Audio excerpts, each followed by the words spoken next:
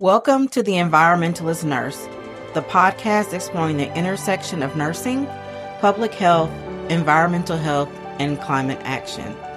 I'm Dr. LaDonna and twice a month you'll hear conversations with experts and practical insights to help healthcare professionals protect both people and our planet. Let's get started. Welcome back to the Environmentalist Nurse podcast. I am your host, Dr. LaDonna Gaines. In this episode, I interviewed Nurse Kayla Williams, who I met through the A&E Fellowship. We had a wonderful discussion about her current and past work. We're going to start today's episode with the current headline, but also some education on bees. And that's because part of our discussion is going to be about bees in the interview today. I do want to preface that I mentioned a TV show called Black Mirror during the interview. It is very different and has some themes that could be very disturbing to people. So I'm not necessarily recommending this show for everyone to watch. I just wanted to let you know that if that kind of thing is not a big deal for you, then by all means, but I just wanted to give a little warning that there are some very disturbing themes in some of the Black Mirror episodes. So if you are into that kind of thing, you'll be fine, but you may want to do a little research before you decide to watch it. Just FYI. So let's get into this week's current headline. According to a May 2026 NPR interview with Mark Welsh, U.S. beekeepers experienced unprecedented honeybee losses between 2024 and 2025, with an estimated 1.6 million colonies dying nationwide. And so that's not 1.6 million bees, that's 1.6 million colonies. And think about there's going to be many, many, many bees in each colony. So that is an extremely large amount of bees. Project APIS-M, a nonprofit honeybee research organization, reported that many commercial beekeepers lost between 60 and 80% of their colonies. So the headline that caught my attention was, closing a top USDA research lab will slow responses to honeybee deaths.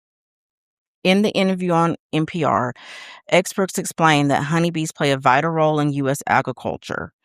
According to the USDA, honeybees help pollinate more than 100 varieties of fruits, vegetables, and nuts grown in the United States. Without effective pollination, many of these crops would produce lower yields or lower quality harvests, reducing the availability of nutritious foods and increasing costs for consumers. So this is why the decline in honeybee populations is such an important environmental and public health issue to consider. Healthy pollinator populations are essential to our food system and ultimately to our health. A major concern highlighted in the interview is that the closure of a key USDA honeybee research laboratory could slow scientific efforts to understand and respond to the causes of these widespread colony losses. Continued investment in pollinator research and conservation will be critical to protecting our food supply and supporting healthy ecosystems. That story reminds us that healthy ecosystems don't happen by accident, they require stewardship. And today's guest has made stewardship both her career and her way of life. So now, let's get into our interview with Kayla Williams.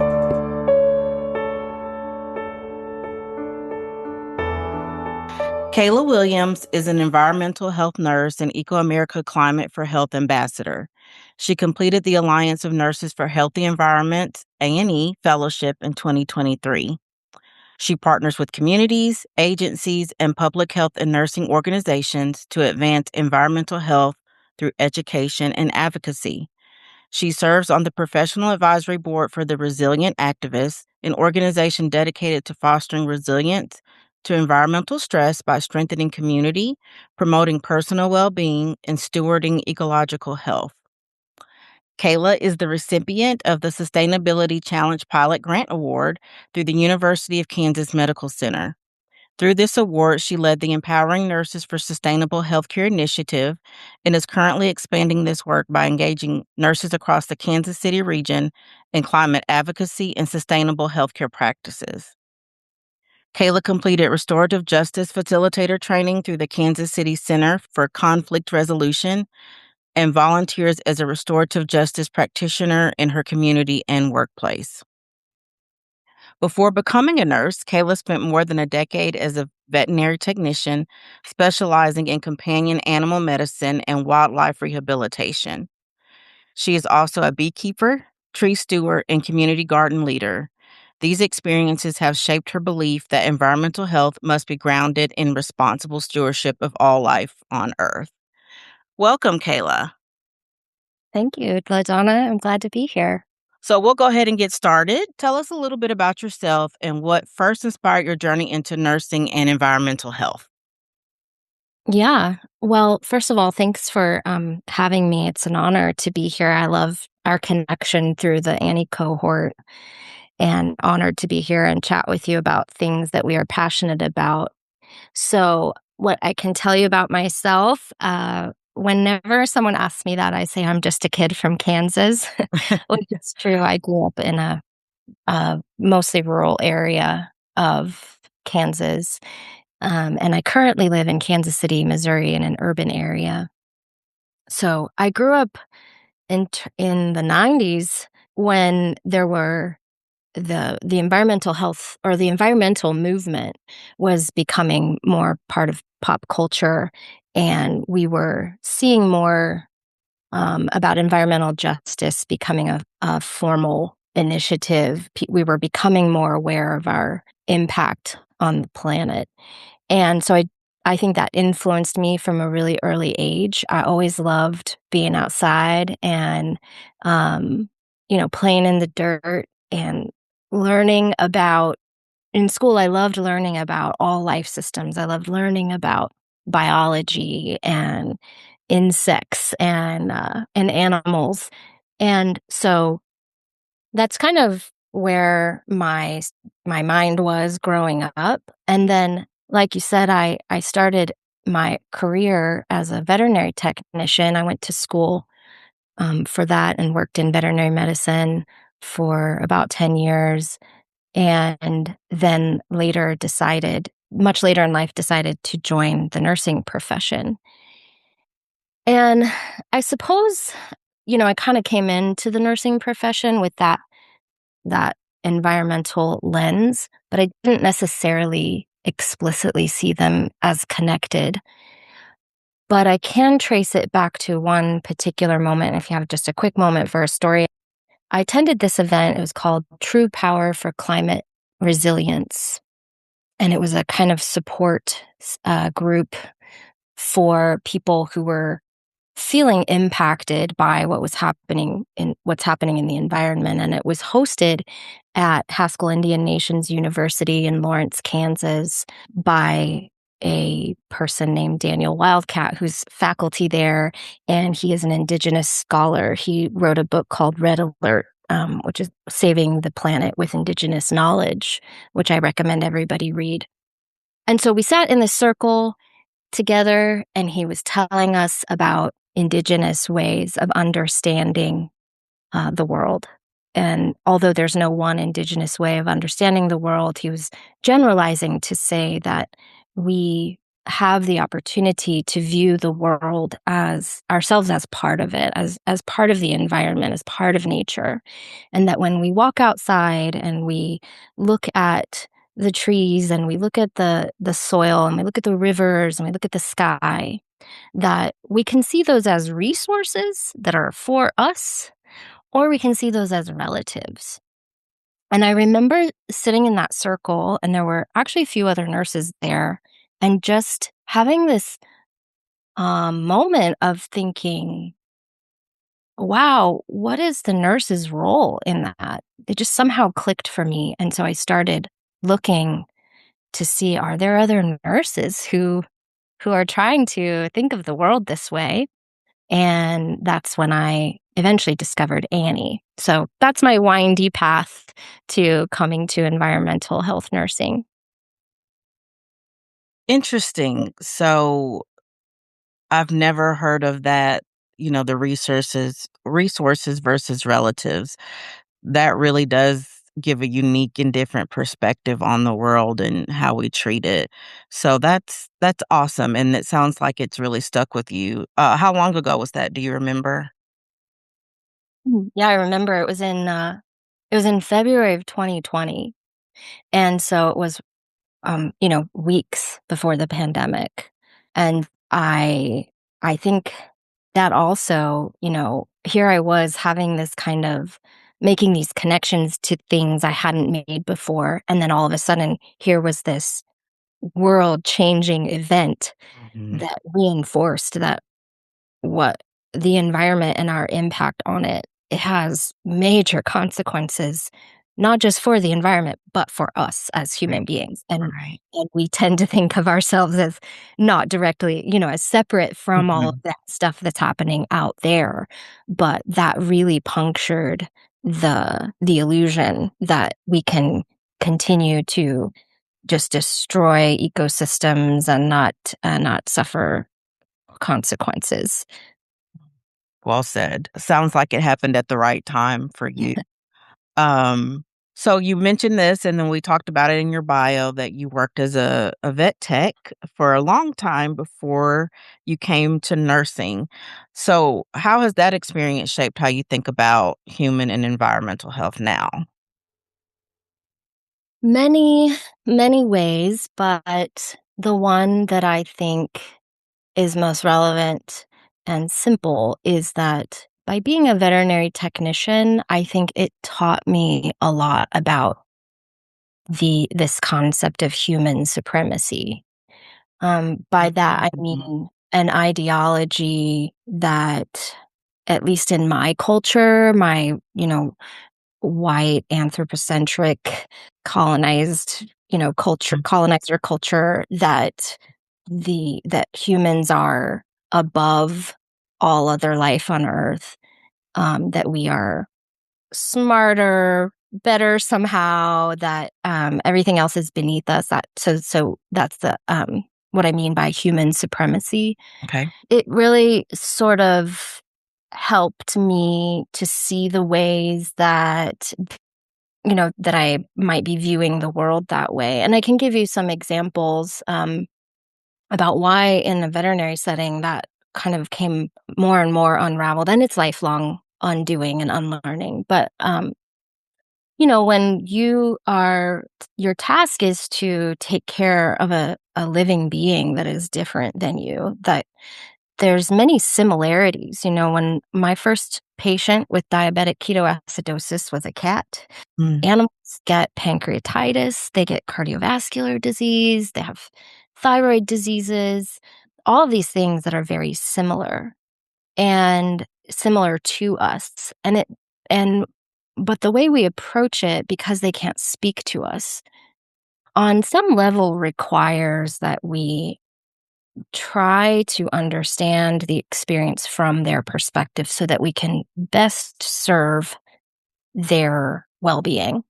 And so that means that I have to step outside of what it means to be a human and into what it might look and what the experience might be of another living being. So, what is it like to have fur and mm. 4 legs and a tail and amazing vision and amazing smell sense, different senses?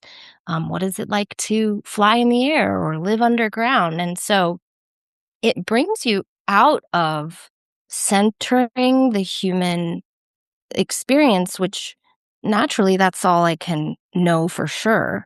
But it brings me into a way of trying to understand the world through the experience of other beings. And when you do that, you see not only what is different about us, but also more importantly, what is common, what we have in common. I have seen animals grieve the loss of one of their human companions or one of their animal companions. We share the water, we share the air, we share the built environment and the earth, that is as for all, for all of us, we are interconnected in those ways. And so I would say that's the biggest thing that influenced me early in life through that experience. And I think I bring it forward into nursing and environmental health because I see that, we are impacted as human beings in ways that by the air and the earth and the water in ways we probably don't think about all most of us don't think about every day. Just thinking, I haven't had a dog since I was a kid, and I got a Boston Terrier last year. So I've had him about 11 months, but I took him for a walk the other day. Not even, I mean, I knew it was hot, so I wasn't going to do a long walk, but I actually probably walked longer than I should have because of the type of dog he is with the short nose. And so he got hot like right as we were turning around. And so then I'm looking up all this stuff, and it's like, don't take him out long when it's between 80 and 89. And it was already above that. I mean, I went as early as I could, but it was already in the 90s. And I was like, wow. So that's, the climate change, it being warmer than it probably normally would have been, has made it to where you can't do, normal or fun things with the animals. And so just thinking about the animals that live outside all the time and how our decisions have probably affected them, that just really makes me think of that when you talk about that and, trying to look at things from their perspective. We're already taking their space, and now the space that they do have now, we are affecting it negatively. Any thoughts on that? Yeah. Yeah, I mean, if our systems, our health is impacted, then obviously, other animals are impacted, not just animals, but, the whole every living thing, every Mhm. plant and animal Yeah. is impacted. And so we kind of come to this reckoning of how we aren't just how we're impacting life.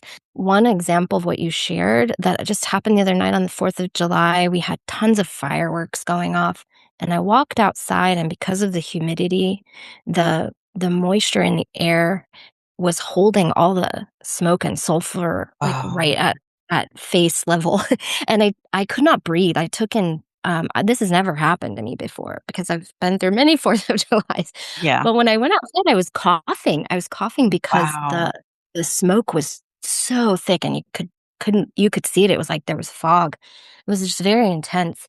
And I looked over at a car parked in the parking lot, and underneath it was a raccoon that was hiding underneath the car.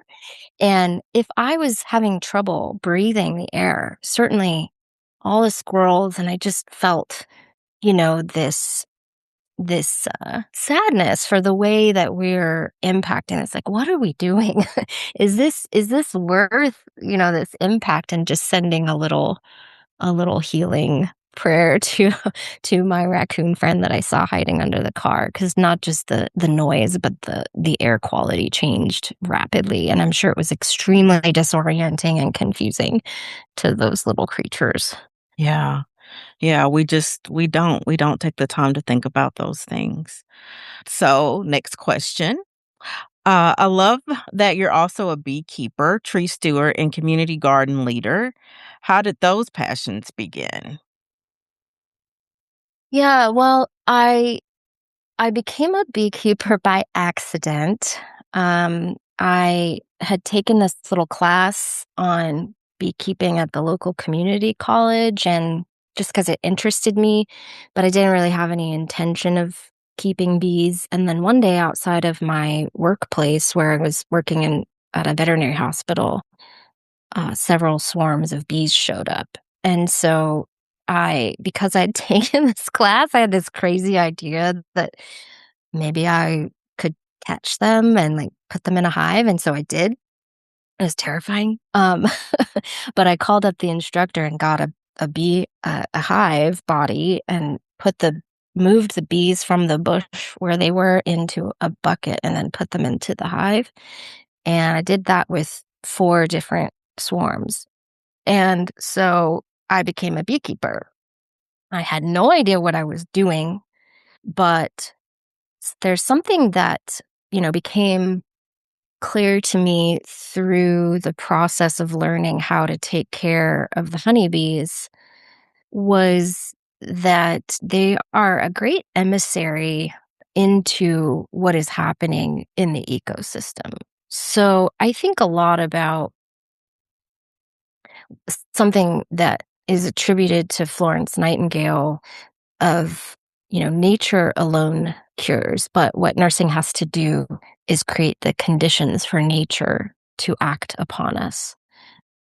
I think about that a lot in the sense that, our bodies and the bodies of other living beings know how to heal, but we are responsible for making sure that there are conditions that can allow for the most well-being of whatever living creature we're looking at the moment.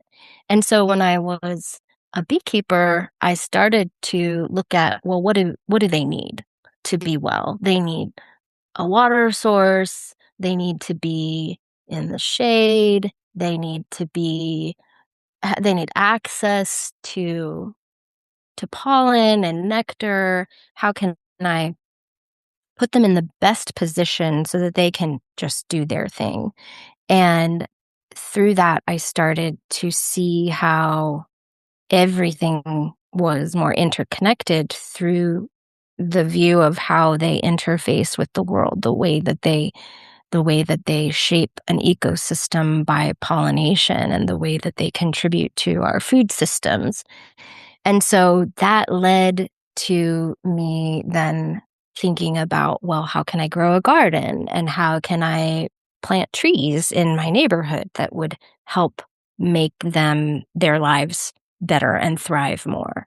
And so we can apply this to ourselves. We can apply this to how do we make an environment that is healthy and well for all of us.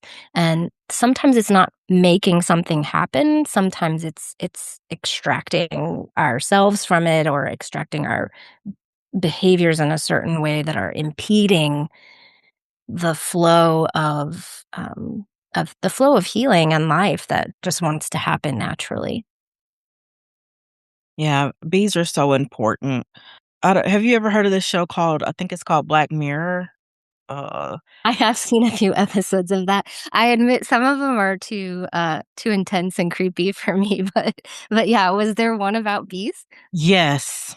There is one about bees and, oh, it's rough because, like you said, the some of that stuff is really hard to watch, but the bee one, I think you should watch it because, with the, I don't wanna say shortage, but, with the bees in the amounts that they're in, it kinda plays off of that and makes fake bees. So, Oh, wow. I won't give any more than that, but Okay, I'll check it out. it Your was, recommendation is all I need. I'll look into it, and I'll let you know what I yeah, what I see afterwards. We can yeah, chat about yeah, we can talk about that because yeah, it was interesting because yeah.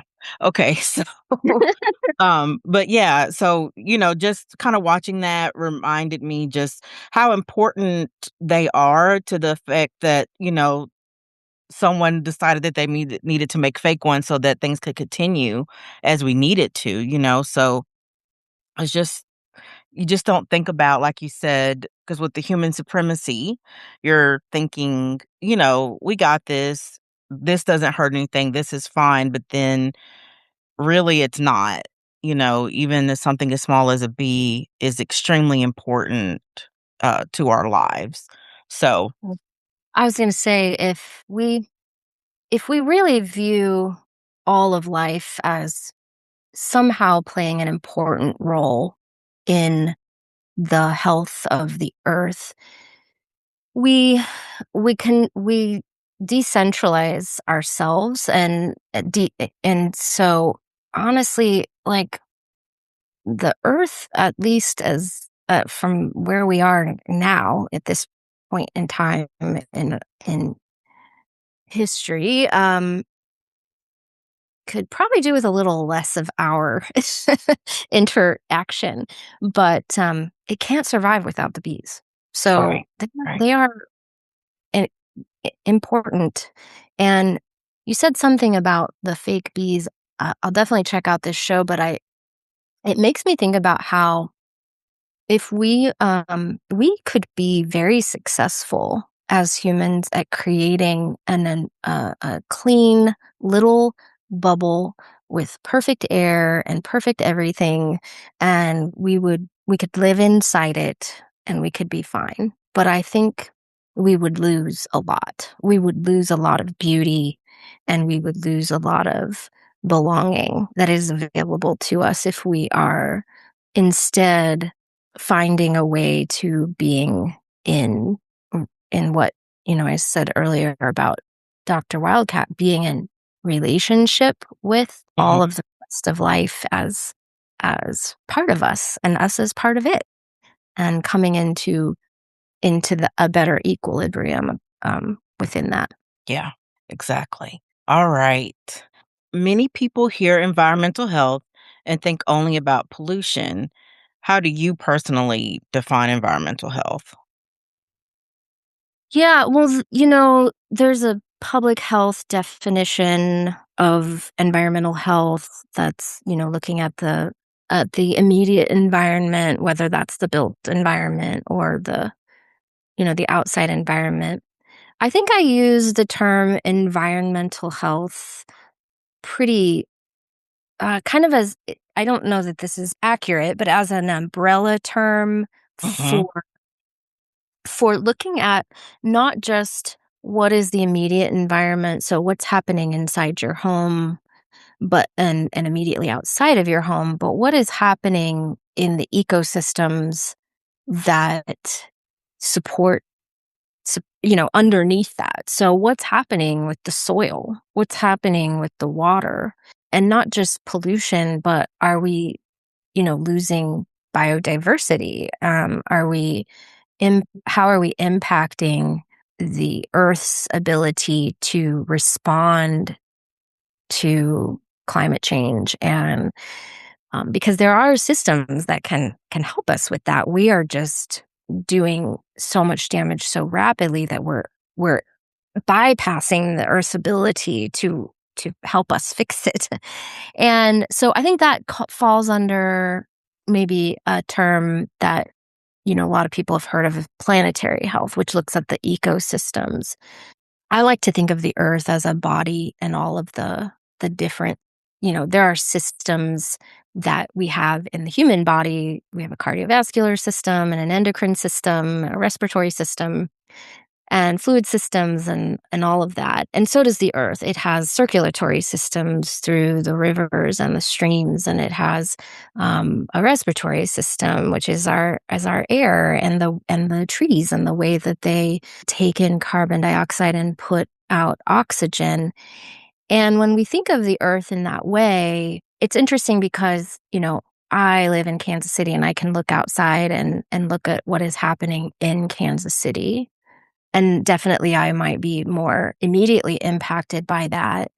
And others may be more impacted by that because we know that we recognize that those who are already experiencing health and racial inequities and inequalities are impacted by environmental factors sooner and more harshly. But the other thing is that I also can't then see destruction of another part of the world as not ultimately going to catch up. So a lot of people refer, for example, to the Amazon as the Earth's lungs. Maybe for a minute, some disease that exists in one part of my body won't impact the rest of it, but eventually that's going to take down the whole system and me with it. And so I think that's kind of a big thing to think about. But when I say environmental health, I think I mean all of that. And there are many ways we can dice up the terminology. Yeah, that's, I think, how I view it, as I kind of blow it open into its biggest possible definition and then back down to where I can interact with it as a one little person in the world. I really like how you describe that. That will hopefully be beneficial to some people who are listening to kind of break it down that way.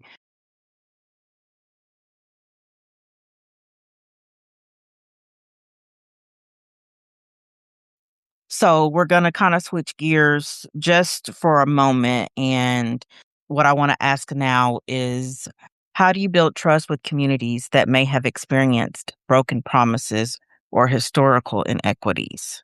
I think the first thing is slowly and humbly, using an example from the Annie Fellowship, where our task was to partner with a community-based organization that was experiencing environmental injustice and environmental health impacts. Accepting that and honoring that they know their community best, they know how they're being impacted, and showing up in service to the initiatives and goals that they already have, rather than showing up and thinking that, making the mistake of thinking that I somehow know better, or that I somehow have some magic information, or anything like that. And also recognizing the identities and power dynamics that might be under the surface, with respect to race and gender and socioeconomic status, education status. In the Annie Fellowship, it was also about going, like I said, going slowly and not forcing a what I would call, yeah, not forcing my own timeline on that. The Annie Fellowship for me was a year, but this has been their lifelong work. And so I'm just coming to bring a small piece of that and to learn and grow. And so we weren't actually able to finish the project that we set out to do together in that time frame. So I stayed longer and to help get it done.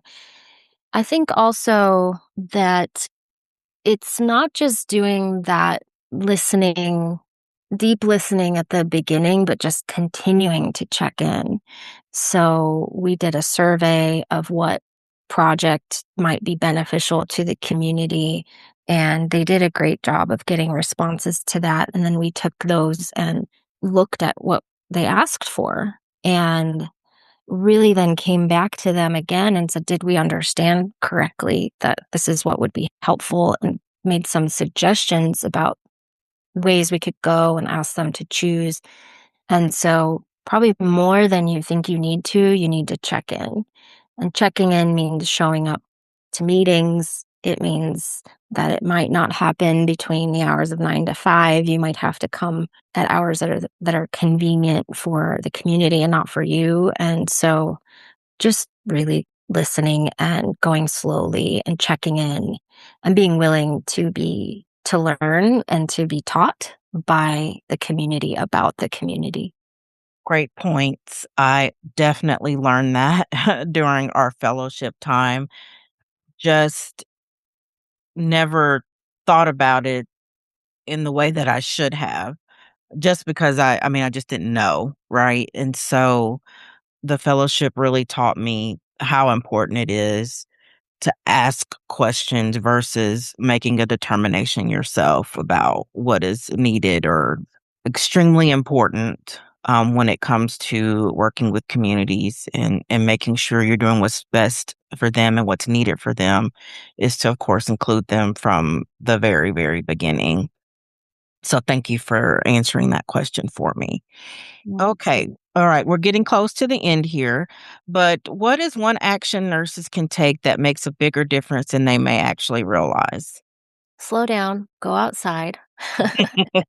um, Look around and see the environment that people are living in, and not just, your own neighborhood, but, do that windshield survey and drive through a neighborhood where people, might not live like you. Mm. And what is around? What is the quality of the roads and the street, and what factors might be contributing to their health? There are neighborhoods here in Kansas City where, there's legacy pollution and rail yards and industry and warehouses that are tucked away and just, maybe not visible. But as nurses, those are the people that we're going to be seeing the most in the clinical settings. And so if we come to the bedside and we see a person, can we start to look at not just what they're presenting with, but the whole system and environment in which they live? And sometimes that means that we have to go out and look for it. And once you see it, you won't be able to unsee it. And then you'll have the opportunity to use the trust that the nursing profession has, that the public has put in the nursing profession. You'll be able to use that trust and to advocate for change and to look at all of this through a different lens and use your voice in that direction. Wow, very well said. Very well said. So we've talked about the term environmental health, but I'm gonna ask every nurse guest this question this season. What does being an environmentalist nurse mean to you? At the heart of it is just loving all of life and all living beings, and taking the next best action that you can take from that place of love and desire for all of life to thrive, all of us and everyone. Awesome. All right. I'm gonna ask you some rapid fire questions Oh no. Okay. just for fun, just for more about you on a personal level. Okay. So, coffee or tea? Oh, coffee. Favorite place to spend time outdoors? My community garden. A habit that keeps you grounded? Breathing. Mm. Bees or gardens, which one brings you more joy? Oh, I can't pick.